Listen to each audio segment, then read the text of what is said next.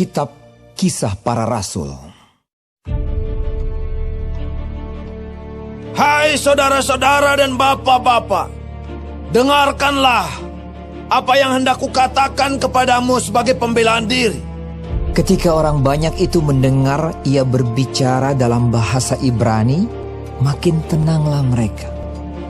Ia berkata, Aku adalah orang Yahudi, lahir di Tarsus, di tanah Kilikia, tetapi dibesarkan di kota ini. Dididik dengan teliti di bawah pimpinan Gamaliel dalam hukum nenek moyang kita, sehingga aku menjadi seorang yang giat bekerja bagi Allah, sama seperti kamu semua pada waktu ini. Dan aku telah menganiaya pengikut-pengikut jalan Tuhan sampai mereka mati. Laki-laki dan perempuan kutangkap dan kuserahkan ke dalam penjara. Tentang hal itu, baik imam besar maupun majelis tua-tua dapat memberi kesaksian. Dari mereka aku telah membawa surat-surat untuk saudara-saudara di Damsyik. Dan aku telah pergi ke sana untuk menangkap penganut-penganut jalan Tuhan yang terdapat juga di situ, dan membawa mereka ke Yerusalem untuk dihukum.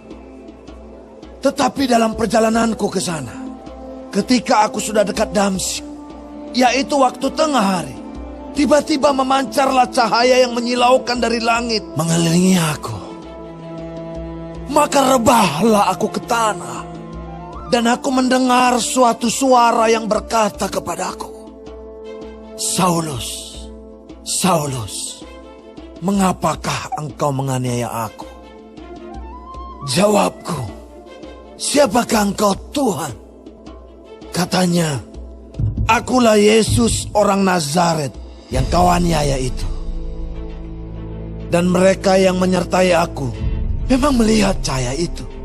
Tetapi suara dia yang berkata kepadaku tidak mereka dengar. Maka kataku, Tuhan, apakah yang harus kuperbuat?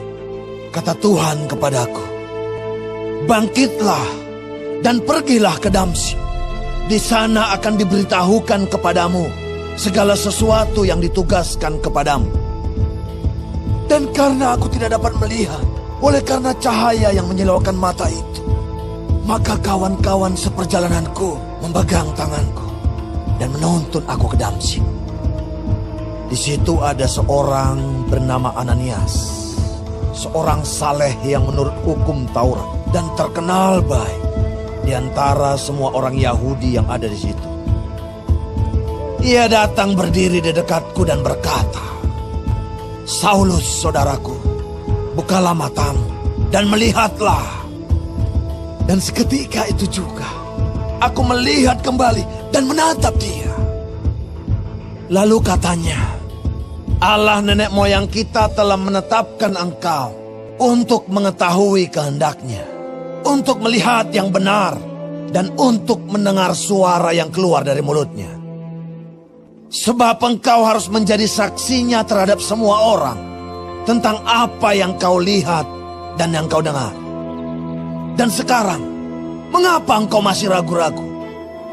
Bangunlah, berilah dirimu dibaptis, dan dosa-dosamu disucikan, sambil berseru kepada nama Tuhan. Sesudah aku kembali di Yerusalem, dan ketika aku sedang berdoa di dalam bait Allah, rohku diliputi oleh kuasa ilahi.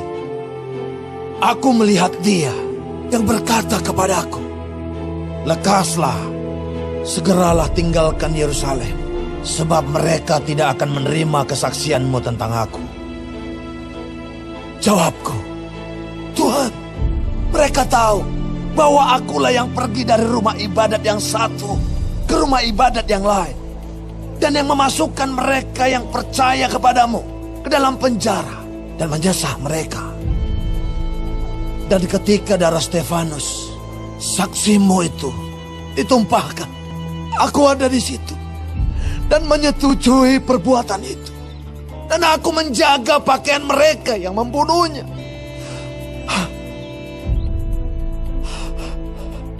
Tetapi kata Tuhan kepadaku, pergilah Sebab aku akan mengutus engkau jauh dari sini kepada bangsa-bangsa lain.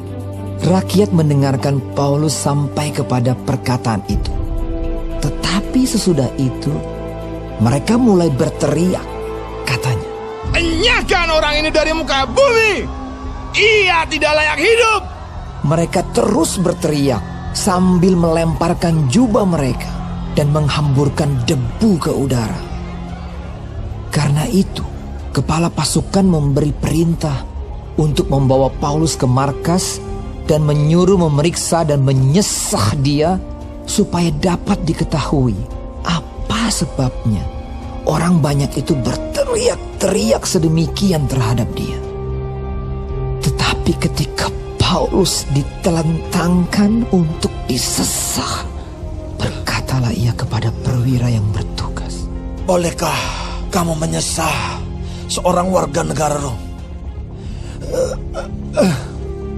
Apalagi tanpa diadili." Mendengar perkataan itu, perwira itu melaporkannya kepada kepala pasukan. Katanya, "Apakah yang hendak kau perbuat? Orang itu warga negara Rom." maka datanglah kepala pasukan itu kepada Paulus dan berkata, "Katakanlah, benarkah engkau warga negara Rom?" Jawab Paulus, "Benar." Lalu kata kepala pasukan itu, "Kewarganegaraan itu kubeli dengan harga yang mahal." Jawab Paulus, "Tetapi aku mempunyai hak itu karena kelahiranku." maka mereka yang harus menyesah dia segera mundur. Dan kepala pasukan itu juga takut setelah ia tahu bahwa Paulus yang ia suruh ikat itu adalah orang Rom. Namun, kepala pasukan itu ingin mengetahui dengan teliti apa yang dituduhkan orang-orang Yahudi kepada Paulus. Karena itu, pada keesokan harinya, ia menyuruh mengambil Paulus dari penjara dan memerintahkan supaya imam-imam kepala dan seluruh mahkamah agama berkumpul. Lalu ia membawa Paulus dari markas dan menghadapkannya kepada mereka.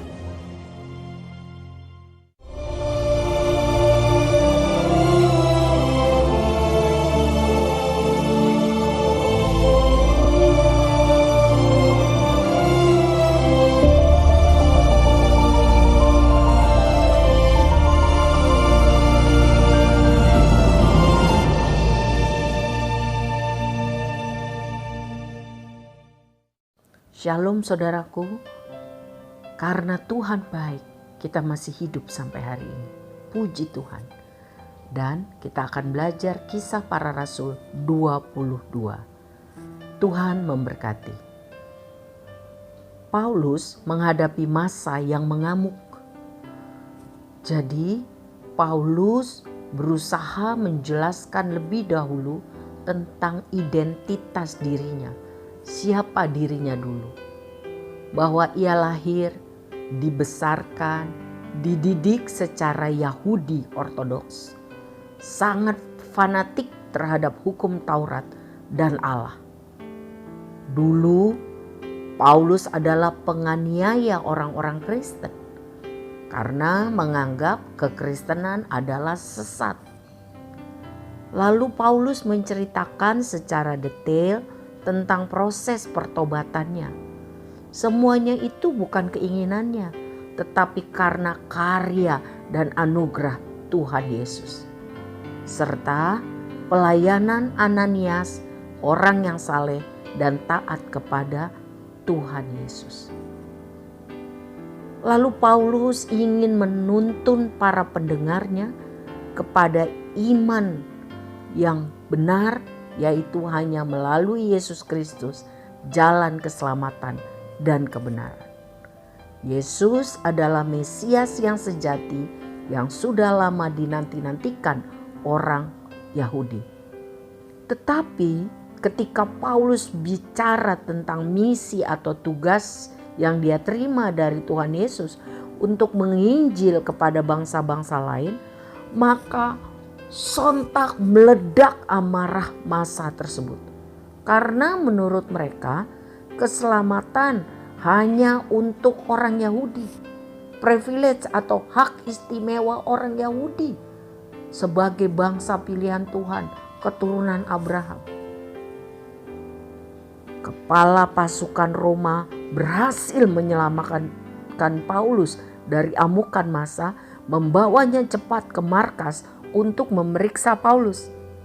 Dan harus dimulai dengan siksaan, dicambuk dengan cambukan yang terbuat dari kulit yang ujungnya berlogam tajam. Tetapi ketika Paulus menyatakan bahwa ia warga negara Roma, maka penyiksaan dibatalkan. Saudara, Paulus orang yang sadar hukum. Dia mengerti haknya. Dan dengan berani ia menyatakannya.